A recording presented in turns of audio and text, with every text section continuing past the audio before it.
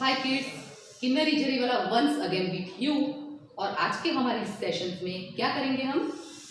Will continue the previous concept. जो हमने last lecture में जिस कंसेप्ट को हमने इंट्रोड्यूस किया था, दैट इज अबाउट प्रेपोजिशन। दो प्रेपोजिशन हमने आपके सामने इंट्रोड्यूस किए थे, above and below.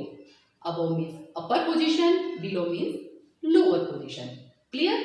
So today I will continue the same concept. मतलब कि हम आज भी प्रेपोजिशंस के कंसेप्ट को ही कंटिन्यू करेंगे। तो I am introducing 5 new words, 5 new prepositions. Above and below से भी अलग जो प्रेपोजिशंस है वो हम आज आपके सामने इंट्रोड्यूस करेंगे। So I have written 5 prepositions on the board. The first is O N on. इसका साउंड क्या होगा?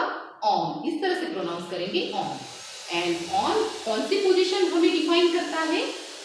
Like this. जब कोई एक वस्तु दूसरी वस्तु के ऊपर हो, उसे टच करके हो, तब हम प्रीपोजिशन यूज करेंगे on. This one, this is इन। ये चॉपस्टिक अगर ये स्टैंड के मैं अंदर रखूं तो now it is in. The chopstick is in the stand. Okay, तो ये हुआ हमारा इन। This is out. ये चॉपस्टिक अभी इन पोजीशन में है। If I take out like this, तो ये होगा हमारा आउट। ये प्रेपोजिशन होगा O U T means out, बाहर, बाहर की तरफ। This is in and this is out. Now the fourth one is under.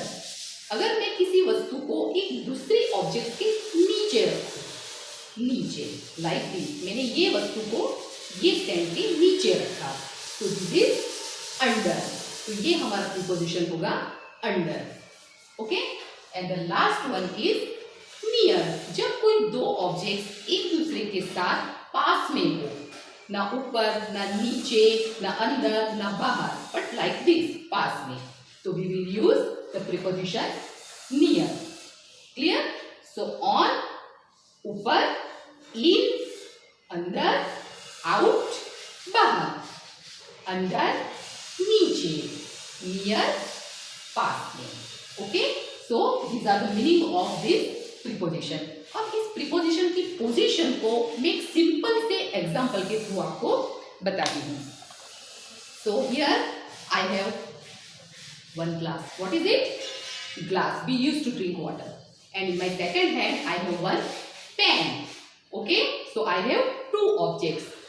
If I put the pen like this, अगर मैं इस पेन को इस तरह से ग्लास के ऊपर, तो अब ये पेन की पोजीशन क्या होगी? तो the sentence will be the pen is on the glass. Okay?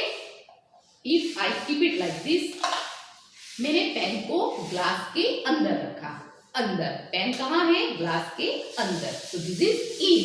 The pen is in the glass. Okay, if I take out the pen like this, अगर मैंने ये पेन को इस तरह से बाहर निकाला, तो the pen is out of glass. कहाँ है अब पेन? ग्लास के बाहर। And if I keep it like this, अगर मैं पेन को इस तरह से नीचे रखूं, ग्लास के नीचे, so this position is called under. So the pen is under the glass. Pen glass के नीचे है. And if I am keeping the pen like this, मैंने ये ग्लास के बिल्कुल बाजू में उसे रखा, तो ये कौन सी पोजीशन होगी? This position is called near. The pen is near the glass. Clear? तो once again a quick recap. On, in, out, under and near. Okay, one more time. On, in, out, under and near. Okay, तो इस तरह से हमने ये preposition के बारे में सीखा। अब हम जो ले रहे हैं वो हमारी वर्कशीट है, जो इस प्रीपोजिशन में हमें इस प्रीपोजिशन के कंसेप्ट को ज्यादा क्लियर करेगी, जो आपको घर पे इस एक्टिविटी को कंप्लीट करना है। सो इन दिस वर्कशीट जो हमारा सब्जेक्ट है वो है एक फ्रॉग। ये जो फ्रॉग यहाँ पर दिया गया है वो हमारा सब्जेक्ट है। अलग अलग पिक्चर्स हमें दिए गए हैं और हमें सारे पिक्चर्स पोजीशन दी गई है, कभी ऊपर, कभी नीचे, कभी पास में, कभी दूर, इस तरह से। तो फ्रॉग हर पिक्चर में किस पोजीशन में है और उसके लिए हम कौन सा प्रीपोजिशन यूज करेंगे। The words are given below the pictures. तो हम पहले वो सिलेक्ट करेंगे और फिर हम यहाँ पे उसे राइट डाउन करेंगे, उस वर्ड को हमें यहाँ पे लिखना है। So in the first worksheet you can see where is the frog sitting. Frog कहाँ पर है, कहाँ पर बैठा हुआ है। तो फ्रॉग एक वुडन पीस, लकड़ी का टुकड़ा है, दैट इज कॉल्ड लॉग। तो फ्रॉग लॉग के ऊपर बैठा हुआ है। ऊपर कहाँ है फ्रॉग? फ्रॉग की पोजीशन क्या है? वुडन पीस के ऊपर। तो ऊपर के लिए हमें यहाँ पे दो वर्ड दिए गए हैं, ऑन एंड अंडर। तो ऊपर के लिए कौन सा वर्ड होगा जो हमने शुरू में ही सीखा? ऑन। कहाँ है फ्रॉग? On the log. तो हम यहाँ पर लिखेंगे ऑन, ON। ओके, तो ये वर्ड हुआ ऑन। फ्रॉग की पोजीशन हमें ऑन बता रही है। In the second picture, now where is the frog? Second picture में फ्रॉग कहां पर है? टेबल के नीचे। कहां पर है frog? This is the frog, यहां पर बैठा हुआ है। कहां है फ्रॉग? यहां नीचे बैठा हुआ है। सो द फ्रॉग की पोजीशन क्या हुई? नीचे। नीचे के लिए हम कौन सा वर्ड यूज करेंगे? अंडर। ओके, नीचे के लिए हम कौन सा वर्ड यूज करेंगे? अंडर। ओके, तो यहाँ पे हमें दो वर्ड दिए हैं, IN मीन्स इन, इसका मतलब होता है अंदर, और and the second word is under. Okay, and under का मीनिंग होता है नीचे। तो हम सिलेक्ट करेंगे ये वर्ड को, फ्रॉग की पोजीशन अंडर द टेबल। तो हम यहाँ पे लिखेंगे under. Okay, this is under. Frog is sitting under the table. Now in third picture. अब इस पिक्चर में फ्रॉग की पोजीशन क्या है? कहाँ बैठा हुआ है फ्रॉग? एक जार के अंदर। वो अंदर जा चुका है, वो अंदर बैठा हुआ है। ओके, तो अंदर, अंदर के लिए हम कौन सा प्रीपोजिशन यूज करेंगे?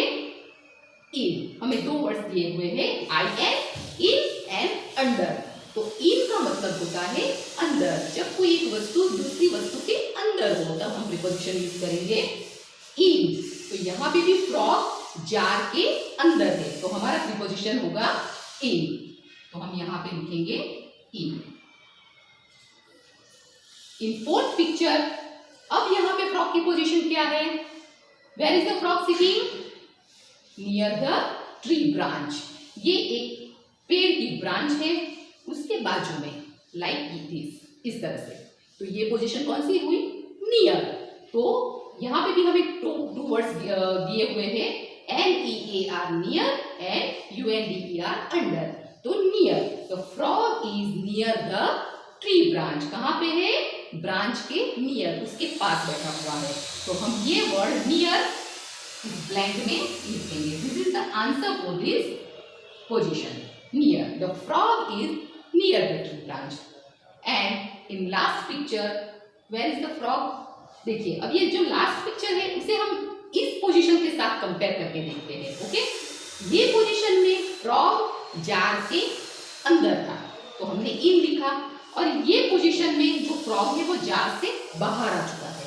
ओके, बाहर, take out from the jar, out, बाहर आ चुका है। तो बाहर के लिए हम कौन सा वर्ड यूज करेंगे? यहाँ पे भी हमें दो वर्ड्स दिए हुए हैं, in and out, so we'll write OUT, out. The position of frog is out of the jar. jar के बाहर है, तो हम यहाँ पे preposition यूज करेंगे OUT. Now our worksheet is completed. इस तरह से हमारी वर्कशीट कंप्लीट हो चुकी है। I hope ये आपके लिए बहुत इजी होगा। 5 प्रीपोजिशंस का यूज बहुत ज्यादा इजी है, कॉम्प्लिकेटेड नहीं है। आप अगर कोई कंफ्यूजन है तो आप वीडियोस को रिवाइंड करके भी इस कंसेप्ट को अगेन एंड अगेन सुन सकते हो, रिपीट कर सकते हो। Thank you.